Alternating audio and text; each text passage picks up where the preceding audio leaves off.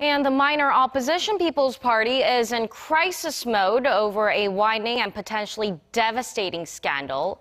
The party, still trying to regroup after a disappointing showing in last month's presidential election, is now facing allegations of trying to smear Moon Jae-in, the then leading candidate who would go on to become the president. Kim Min-ji reports. It's being called the biggest crisis in the party's history. Seoul prosecutors on Wednesday issued an arrest warrant for a member of the minor opposition People's Party, Lee, who did some campaign work for the People's Party, is suspected of making false claims about President Moon Jae-in during the presidential race last month. Just days before the May 10th election, the People's Party said President Moon's son had received special favors when applying for a job in the public sector in 2006. The evidence was a voice recording of someone claiming to be a former classmate of Moon's son. But during questioning, he reportedly confessed that she had fabricated the recording. Prosecutors want to know whether the People's Party itself was involved.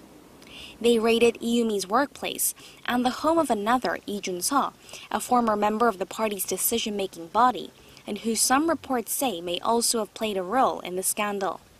The People's Party for now have said that they see this as an independent act.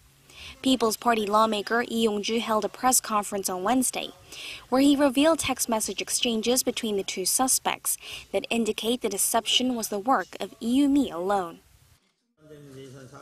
I apologize once again for not being able to check this issue in advance. One thing that's sure at this point is that the messages exchanged between the two show that they weren't colluding, and that Lee Jun-seo did not know the claims were false. Rival parties are demanding that the party's former leader and presidential candidate An Cheol-soo make a statement on the matter. An at one point was seen as a strong rival of President Moon's, polls showing him neck and neck in the early stages of the race. The People's Party's interim leader Park Ju-sun said in a radio interview that if the party as a whole is shown to have been involved in any way, it will have to disband.